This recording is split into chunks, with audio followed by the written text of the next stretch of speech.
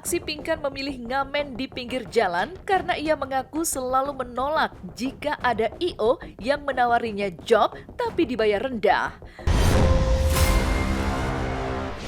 Aku minta tolong sama dia kalau misalnya ada job-job wedding. Yang saya kecewa kalau kita sudah carikan job, mungkin Mbak Pinkan lebih milih di jalan. Aku lebih bahagia yang pergi daripada sakit, daripada nahan sakit.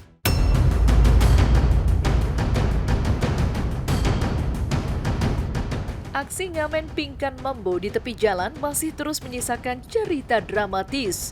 Hal ini bahkan membuat seorang Ivan Gunawan terenyuh dan langsung mengulurkan bantuan agar mantan personil Dua Ratu ini kembali ke panggung yang layak. Di mata Igun, di balik keabsurdan dan kehaluannya, Pinkan masih menyimpan pesona bintang dengan gaya dan suara khasnya. Igun bahkan sigap mencarikan jalan dengan menghubungi pihak wedding organizer sahabatnya agar istri Arya Khan itu bisa kembali tampil di berbagai acara. Berikut penjelasan eksklusif Ivan Gunawan kepada tim Silet tentang usahanya mengangkat Pinkan Mambo kembali ke panggung yang semestinya.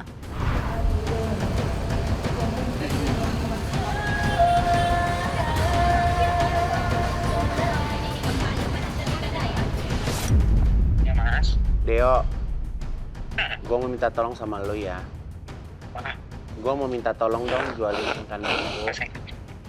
Gue pengen lu balikin kepercayaan dirinya dia lagi untuk bisa ada di panggung wedding atau panggung event.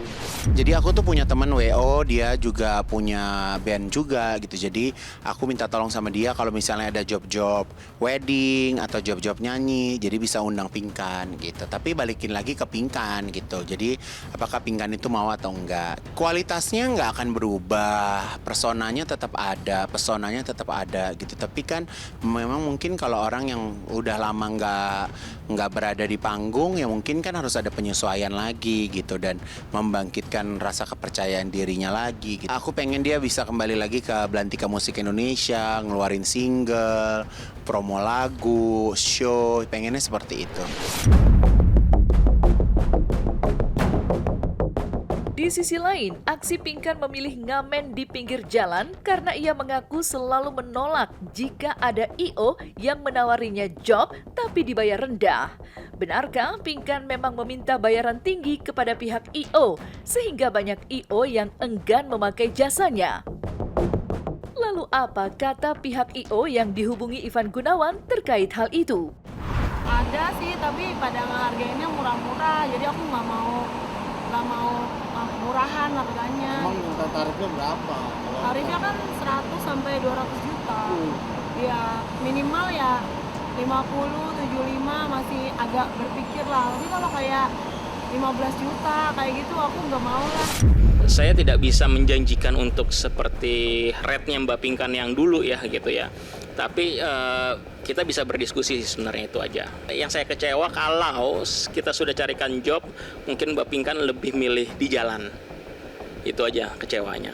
Jadi saya sangat berharap sekali sama Mbak Pinkan, kalaupun nanti kita jadi berkolaborasi, bisa memanfaatkan berkolaborasinya itu. Kalau kita lihat dari media sosial kan, banyak sekali Mbak Pinkan tuh dibilang attitude-nya apa segala macam. Tapi saya balik lagi karena Mas Ivan minta tolong ke saya, dia bilang semua orang itu bisa berubah. Aksi ngamen Pinkan Mambo di jalanan memang memicu kehebohan dan pro kontra. Bahkan, sejumlah pihak menyayangkan langkah pelantun tembang kekasih yang tak dianggap ini yang dinilai merendahkan dirinya sendiri dengan sampai tidur-tiduran di jalan, mengingat ia pernah menjadi penyanyi hits di masanya. Ya, hal ini bahkan membuat sang suami Arya Khan turut terseret. Terlebih setelah putri sulung Pinkan, Michelle, dengan pedas menuding jika keberadaan ayah sambungnya itu justru mendowngrade posisi sang ibu, serta tak mampu menafkahi dengan layak dan hanya memberikan nafkah Rp300.000 per bulan. Lantas, apa jawaban Arya Khan? Benarkah Pinkan memang memiliki gaya hidup hedon, termasuk memilih tinggal di apartemen dengan biaya hingga 1,5 juta per hari. Dari ngikutin levelnya suami yang baru kayaknya deh. Dia nggak pernah nafkahin mami aku, sebulan itu cuman 300.000. Aku nafkahi. Emang salah nggak kayak sehari itu 300.000, 400.000 lah. Sehari bukan sebulan ya, itu uang makan yang aku harus keluarkan. Untuk apa? Untuk makan dia dan anak-anak. Berarti aku nafkahi dong. Lagi mikir gitu, apa aku mau berhenti ngamen di jalan. Tapi kalau aku berhenti ngamen di jalan, adik-adiknya kan yang kecil-kecil tuh kan butuh biaya. Ini Dia kan sekarang dijuluki Diva Jalan. Diva Jalan dijulukinya sekarang. Jadi dia ngamen di jalan, abis itu dia pulang.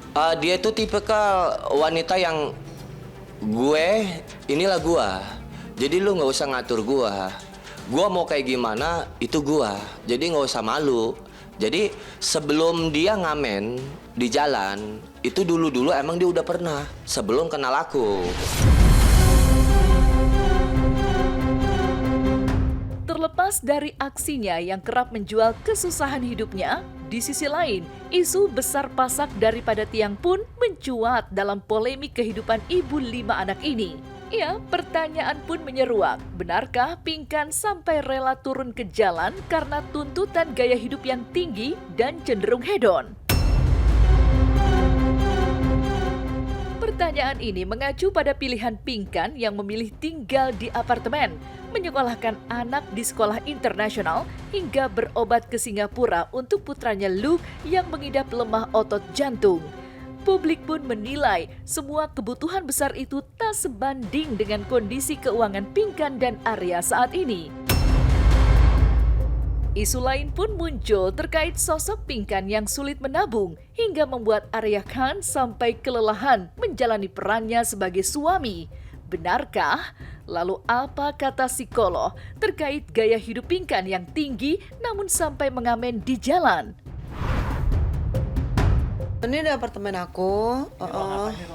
Ini ruang tamu. Kita bakal beli rumah kan yang murah-murah aja, yang 6M. kan mau masuk ke German School Internasional.